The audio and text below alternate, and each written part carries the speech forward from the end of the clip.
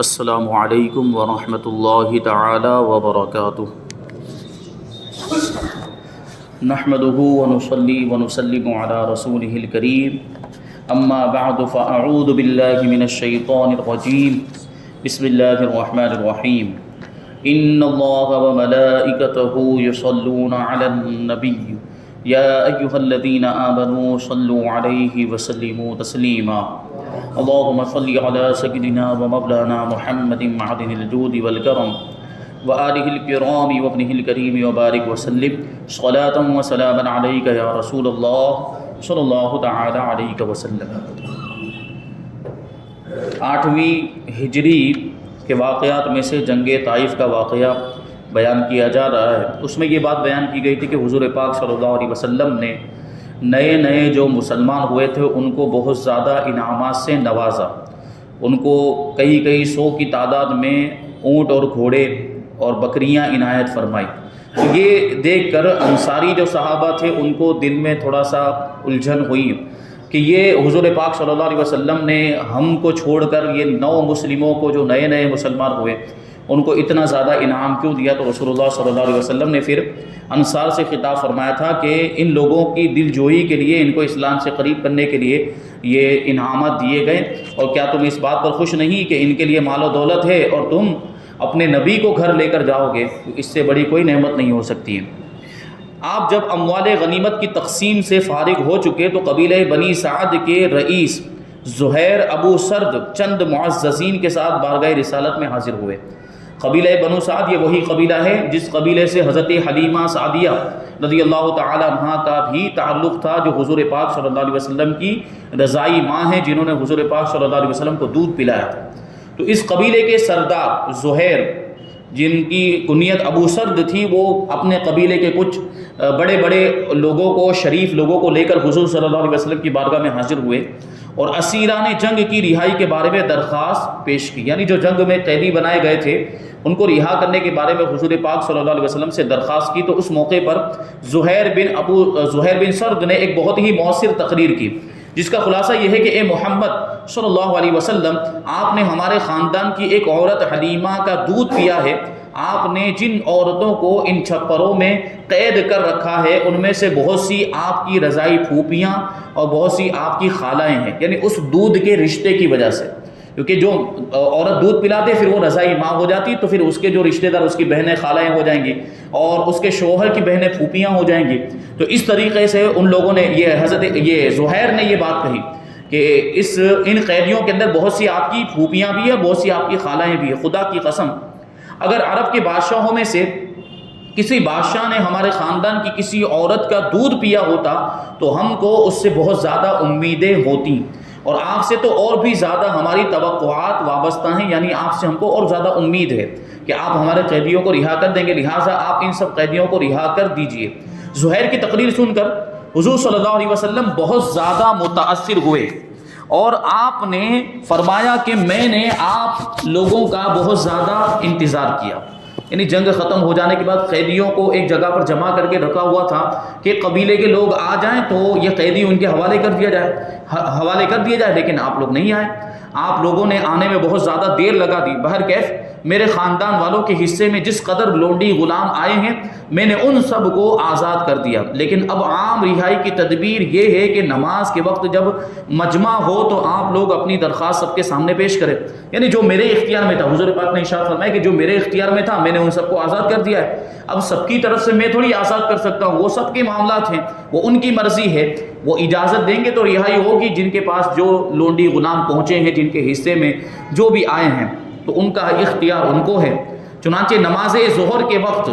ان لوگوں نے یہ درخواست مجمع کے سامنے پیش کی، جب سارے صحابہ کرام جمع ہو گئے، اور حضور صلی اللہ علیہ وسلم نے مجمع کے سامنے یہ ارشاد فرمایا کہ مجھ کو صرف اپنے خاندان والوں پر اختیار ہے، لیکن میں تمام مسلمانوں سے سفارش کرتا ہوں کہ قیدیوں کو رہا کر دیا جائے۔ اب آپ سوچیں کہ رسول اللہ صلی اللہ علیہ وسلم نے یہ لوگوں کے سامنے سفارش کی اور یہ تجویز پیش کی کہ قیدیوں کو رہا کر دیا جائے، تو اب ظاہر سی بات ہے صحابہ کرام تو عمل کرنے ہی والے تھے، کیونکہ وہ ایسے جانثار کہ حضور کے اشاروں پر وہ قربان ہونے کے لیے تیار رہا کرتے تھے، تو یہ قیدیوں کو رہا کیوں نہ کرتے۔ یہ سن کر تمام انصار و مہاجرین اور دوسرے تمام مجاہدین نے بھی عرض کیا کہ یا رسول اللہ صلی اللہ تعالیٰ علیہ وسلم ہمارا حصہ بھی حاضر ہے، یعنی مالی غنیمت میں جو ہم کو حصہ ملا ہے، قیدی اور ڈونڈی غلام جو بھی ملے ہیں وہ سب بھی حاضر ہیں، آپ ان لوگوں کو بھی آزاد فرما دیں۔ اس طرح دفعتاً 6000 اسیران جنگ کی رہائی ہو گئی، یعنی ایک ساتھ میں 6000 قیدیوں کو رہا کر دیا گیا۔ بخاری شریف کی روایت ہے کہ حضور صلی اللہ علیہ وسلم 10 دنوں تک حوازن کے وفد کا انتظار فرماتے رہے۔ جب وہ لوگ نہ آئے تو آپ نے مال غنیمت اور قیدیوں کو مجاہدین کے درمیان تقسیم فرما دیا۔ اس کے بعد جب حوازن کا وفد آیا اور انہوں نے اپنے اسلام کا اعلان کر کے یہ درخواست پیش کی کہ ہمارے مال اور قیدیوں کو واپس کر دیا جائے، تو حضور صلی اللہ علیہ وسلم نے فرمایا کہ مجھے سچی بات ہی پسند ہے، لہٰذا سن لو کہ مال اور قیدی دونوں کو تو میں واپس نہیں کر سکتا، کیونکہ وہ تو تقسیم ہو چکے ہیں، جو بھی مال غنیمت تھا اور جو بھی قیدی وہ مجاہدین کے درمیان تقسیم ہو چکے، تو ان کو تو واپس نہیں کر سکتا۔ ہاں، ان دونوں میں سے ایک کو تم اختیار کر لو، یا تو مال لے لو یا پھر قیدی لے لو۔ یہ سن کر وفد نے قیدیوں کو واپس لینا منظور کیا۔ اس کے بعد آپ نے فوج کے سامنے ایک خطبہ پڑھا اور حمد و ثنا کے بعد ارشاد فرمایا کہ اے مسلمانوں، یہ تمہارے بھائی تائب ہو کر آئے ہیں، یعنی انہوں نے اسلام قبول کر لیا ہے، اور میری یہ رائے ہے کہ میں ان کے قیدیوں کو واپس کر دوں، تو تم میں سے جو خوشی خوشی اس کو منظور کرے وہ اپنے حصے کے قیدیوں کو واپس کر دے، اور جو یہ چاہے کہ ان قیدیوں کے بدلے میں دوسرے قیدیوں کو لے کر ان کو واپس کرے، تو میں یہ وعدہ کرتا ہوں کہ سب سے پہلے اللہ تعالیٰ مجھے جو غنیمت عطا فرمائے گا میں اس میں سے اس کا حصہ دوں گا، یعنی جو اپنے قیدی دوسرے قیدیوں کے بدلے میں دے دے گا، تو آئندہ کسی جنگ کے اندر جو بھی قیدی ہمیں حاصل ہوں گے تو ان میں سے اس کا حصہ دیا جائے گا۔ یہ سن کر ساری فوج نے کہہ دیا کہ یا رسول اللہ صلی اللہ تعالی علیہ وسلم، ہم سب نے خوشی خوشی سارے قیدیوں کو واپس کر دیا۔ آپ نے ارشاد فرمایا کہ اس طرح پتہ نہیں چلتا کہ کس نے اجازت دی، کیونکہ سب نے ایک ساتھ مل کر ایک یک زبان ہو کر ایک ساتھ میں آواز سے آواز ملا کر یہ کہا تھا کہ ہم نے اپنے قیدیوں کو بھی واپس کیا، ہم نے سارے قیدیوں کو رہا کیا۔ تو اب ساری ظاہر سی بات ہے، اتنا بڑا مجمع ہے، کون بول رہا ہے، کون خاموش ہے، کون اجازت دے رہا ہے، کون اجازت نہیں دے رہا ہے، یہ پتہ نہیں چل پا رہا تھا۔ تو حضور نے ارشاد فرمایا کہ اسے پتہ نہیں چل رہا ہے کہ کس نے اجازت دی اور کس نے نہیں دی، لہٰذا تم لوگ اپنے اپنے چودھریوں کے ذریعے مجھے خبر دو، یعنی تم میں سے کوئی ایک بڑا ہو اور تمہارا نقیب ہو جس کی بات تم سب کی بات ہو، وہ آ کر مجھے خبر دے کہ کس کس نے اجازت دی ہے اور کس نے اجازت نہیں دی۔ چنانچہ ہر قبیلے کے چودھریوں نے دربار رسالت میں آ کر عرض کر دیا کہ ہمارے قبیلے والوں نے خوش دلی کے ساتھ اپنے حصے کے قیدیوں کو واپس کر دیا ہے۔ تو اس طرح وہ سارے قیدی رہا ہو گئے۔ رسول اللہ صلی اللہ علیہ وسلم نے حوازن کے وفد سے دریافت فرمایا کہ مالک بن عوف کہاں ہے؟ تو انہوں نے بتایا کہ وہ ثقیف کے ساتھ طائف میں ہیں۔ مالک بن عوف کے بارے میں بتایا۔ آپ نے ارشاد فرمایا کہ تم لوگ مالک بن عوف کو خبر کر دو کہ اگر وہ مسلمان ہو کر میرے پاس آ جائے تو میں اس کا سارا مال اس کو واپس دے دوں گا، اس کے علاوہ اس کو 100 اونٹ اور بھی دوں گا۔ مالک بن عوف کو جب یہ خبر ملی تو وہ رسول اللہ صلی اللہ علیہ وسلم کی خدمت میں مسلمان ہو کر حاضر ہو گئے، اور حضور صلی اللہ علیہ وسلم نے ان کا کل مال ان کو سپرد فرما دیا، واپس کر دیا، اور وعدے کے مطابق 100 اونٹ اس کے علاوہ اور بھی عنایت فرمائے۔ مالک بن عوف آپ کے اس خلق عظیم یعنی اچھے اخلاق سے بے حد متاثر ہوئے، اور آپ کی مدح میں، آپ کی تعریف میں ایک قصیدہ پڑھا جس کے 2 شعر یہ ہیں کہ ما ان رأیت ولا سمعت لواحد فی الناس کلہم کمثل محمدی اوفا فاعطا للجزیل لمجتدی ومتا تشا یخبرک عما فی غدی، یعنی تمام انسانوں میں حضرت محمد صلی اللہ علیہ وسلم کا مثل، ان کے جیسا نہ میں نے دیکھا نہ سنا ہے، جو سب سے زیادہ وعدے کو پورا کرنے والے اور سب سے زیادہ مال کثیر عطا فرمانے والے ہیں، یعنی سب سے زیادہ سخاوت کرنے والے ہیں، اور جب تم چاہو ان سے پوچھ لو وہ کل آئندہ کی خبر تم کو بتا دیں گے۔ یعنی حضور پاک صلی اللہ علیہ وسلم غیب کی خبریں بتانے والے، جو واقعات آئندہ زمانے میں، مستقبل میں، فیوچر میں ہونے والے، حضور پاک صلی اللہ علیہ وسلم کی اس کی خبریں دیا کرتے ہیں۔ اور یہ عقیدہ حضرت مالک بن عوف کا بھی تھا، جو صحابی رسول ابھی مسلمان ہوئے تھے، اور حضور کی تعریف میں انہوں نے یہ قصیدہ پڑھا، تو اس میں یہ بات کہی کہ جو تم ان سے جو چاہے پوچھ لو، وہ آئندہ ہونے والے واقعات کی تمہیں خبر دے دیں گے، غیب کی خبریں دیں گے۔ روایت ہے کہ نعت کے یہ اشعار سن کر حضور صلی اللہ علیہ وسلم ان سے خوش ہو گئے، اور ان کے لیے کلمات خیر ارشاد فرمائے، اور انہیں بطور انعام ایک حلہ بھی عنایت فرمائے۔ حلہ مطلب ایک چادر، خوش ہو کر حضور پاک صلی اللہ علیہ وسلم نے ایک چادر عطا فرمائی. تو ہم جو نعت پڑھنے والوں کو، جو نعت خواں جب نعت پڑھتے تو ہم جو نذرانے ہدیے پیش کرتے ہیں، کبھی کچھ پیسے روپے وغیرہ دے دیتے ہیں، تو یہ اس کا جو ثبوت ہے یہ اس حدیث پاک سے اور اس واقعے سے کہ حضور پاک صلی اللہ علیہ وسلم نے نعت کو سن کر، اپنی تعریف کے جو اشعار تھی وہ سن کر ان کو انعام کے طور پر اپنی چادر مبارک عطا فرمائی. تو اس سے ثابت ہوا کہ جو نعت پڑھنے والے ہوتے ہیں ان کو ہدیہ یہ دینا چاہیے حضور کی نعت کو سن کر. اس کے بعد نبی کریم صلی اللہ علیہ وسلم نے جعیرانہ سے ہی عمرے کا ارادہ فرمایا اور احرام باندھ کر مکہ تشریف لے گئے، اور عمرہ ادا کرنے کے بعد پھر مدینہ منورہ واپس تشریف لے گئے، اور ذوالقعدہ ہجری 8 کو مدینہ میں داخل ہوئے. اب ہجری 8 کے کچھ متفرق واقعات، مختلف واقعات بیان کیے جاتے ہیں. پہلا واقعہ، اسی سال رسول اللہ صلی اللہ علیہ وسلم کے فرزند حضرت ابراہیم رضی اللہ تعالیٰ عنہ حضرت ماریہ قبطیہ رضی اللہ تعالیٰ عنہ کے شکم سے پیدا ہوئے. حضور صلی اللہ علیہ وسلم کو ان سے بے پناہ محبت تھی، حضور کے صاحبزادے، لیکن تقریباً 1.5 سال کی عمر میں ان کا انتقال ہو گیا، ان کی وفات ہو گئی. 1.5 سال کی عمر ہی میں حضور پاک صلی اللہ علیہ وسلم کے صاحبزادے حضرت ابراہیم کا انتقال ہو گیا. اتفاق سے جس دن ان کی وفات ہوئی سورج گرہن ہوا. چونکہ عربوں کا عقیدہ تھا کہ کسی عظیم الشان انسان کی موت پر سورج گرہن لگتا ہے، اس لیے لوگوں نے یہ خیال کر لیا کہ یہ سورج گرہن حضرت ابراہیم رضی اللہ تعالیٰ عنہ کی وفات کا نتیجہ ہے، یعنی ان کی وفات کی وجہ سے یہ سورج میں گرہن لگا ہوا ہے. جاہلیت کے اس عقیدے کو دور فرمانے کے لیے حضور صلی اللہ علیہ وسلم نے ایک خطبہ ارشاد فرمایا، جس میں آپ نے ارشاد فرمایا کہ چاند اور سورج میں کسی کی موت و حیات کی وجہ سے گرہن نہیں لگتا، بلکہ اللہ تعالیٰ اس کے ذریعے اپنے بندوں کو خوف دلاتا ہے کہ دیکھو یہ سورج جو کتنا طاقتور ہے، پوری دنیا میں روشنی پہنچاتا ہے، اس کا بھی ایک وقت ایسا آتا ہے کہ اس میں بھی گرہن لگ جاتا ہے اور اس کی بھی روشنی ختم کر دی جاتی ہے. اور اس میں جو گرہن لگانے والی ذات ہے وہی پروردگار عالم ہے، وہ سارے بادشاہوں کا بادشاہ ہے، وہ احکم الحاکمین ہے. اور اس سے ان لوگوں کے لیے بھی نصیحت تھی جو سورج کی پوجا کیا کرتے تھے، جو چاند کی پوجا کیا کرتے تھے، جو سورج کو خدا مانتے ہیں، چاند کو خدا مانتے ہیں، ان لوگوں کے لیے بھی نصیحت، کیونکہ جو خدا ہو تو پھر وہ مستقل ہونا چاہیے، جو معبود ہو وہ مستقل ہونا چاہیے، اس کی طاقت کبھی ختم نہیں ہونی چاہیے. تو سورج کا معاملہ یہ ہے کہ سورج کی طاقت کبھی ختم ہو جاتی ہے، اس کی روشنی ختم ہو جاتی ہے، اس پہ گرہن لگ جاتا ہے، اس کا مطلب یہ کہ یہ خدا نہیں ہے. اسی طرح چاند میں بھی گرہن لگ جاتا ہے، اس کا مطلب یہ کہ چاند بھی خدا نہیں ہے، وہ معبود نہیں ہے، اور جو ان میں گرہن لگانے والی ذات ہے وہ معبود ہے، وہ خدا ہے، وہ حقیقت میں عبادت کے لائق ہے. تو اس کے ذریعے اللہ تبارک و تعالیٰ اپنے بندوں کو خوف دلاتا ہے. اس کے بعد آپ نے نماز کسوف جماعت کے ساتھ پڑھی، یعنی سورج گرہن کی جو نماز ہوتی ہے وہ جماعت کے ساتھ پڑھی جائے گی، اور چاند گرہن کی جو نماز ہوتی ہے وہ الگ الگ پڑھی جائے گی. یہ دونوں الگ الگ نمازیں ہوتی ہیں. تو اس کا یہ مطلب ہے. اسی سال حضور نبی کریم صلی اللہ علیہ وسلم کی صاحبزادی حضرت زینب رضی اللہ تعالی عنہا نے وفات پائی. یہ صاحبزادی صاحبہ حضرت ابو العاص بن ربیع رضی اللہ تعالیٰ عنہ کی منقوحہ تھی، یعنی ان کے نکاح میں تھی. انہوں نے ایک فرزند جن کا نام علی تھا اور ایک لڑکی جن کا نام امامہ تھا اپنے بعد چھوڑا. یعنی حضرت زینب کی 2 اولاد تھی، ایک لڑکے تھے جن کا نام علی تھا اور ایک لڑکی جن کا نام امامہ تھا. حضرت بی بی فاطمہ زہرا رضی اللہ تعالی عنہا نے حضرت علی مرتضیٰ رضی اللہ تعالی عنہ کو وصیت کی تھی اپنی وفات کے وقت کہ میری وفات کے بعد آپ حضرت امامہ رضی اللہ تعالی عنہا سے نکاح کر لینا. یعنی جو حضرت زینب کی صاحبزادی تھی ان سے نکاح کرنے کے لیے حضرت علی کو یہ وصیت کی تھی. چنانچہ حضرت علی رضی اللہ تعالیٰ عنہ نے حضرت سیدہ فاطمہ رضی اللہ تعالیٰ عنہ کی وصیت پر عمل کیا، یعنی آپ کے انتقال کے بعد حضرت زینب کی صاحبزادی حضرت امامہ رضی اللہ تعالیٰ عنہ سے نکاح کر لیا. اسی سال مدینہ میں غلہ کی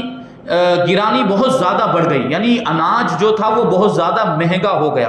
تو صحابہ کرام نے درخواست کی کہ یا رسول اللہ صلی اللہ تعالیٰ علیہ وسلم آپ غلے کا یعنی اناج کا بھاؤ مقرر فرما دیں، یعنی ایک بھاؤ متعین کر دیں کہ یہ اتنے میں بکے گا، گیہوں اتنے میں بکے گا، تو جو اتنے میں بکے گا، اور یہ ساری چیزیں جو ہے اتنے میں بکے گی. تو حضور صلی اللہ علیہ وسلم نے غلے کی قیمت پر کنٹرول فرمانے سے انکار فرما دیا اور ارشاد فرمایا کہ ان اللہ هو المسحر القابض الباسط الرزاق، کہ اللہ ہی بھاؤ مقرر فرمانے والا ہے، وہی روزی کو تنگ کرنے والا ہے، وہی روزی کو کشادہ کرنے والا ہے، وہی روزی پہنچانے والا ہے. تو یہ تو اللہ تبارک و تعالیٰ کے دست قدرت میں ہے، وہ چاہے تو چیزیں مہنگی ہو جائے اور وہ چاہے تو چیزیں سستی ہو جائے، لیکن یہ نہیں کرنا چاہیے کہ مہنگی ہونے کی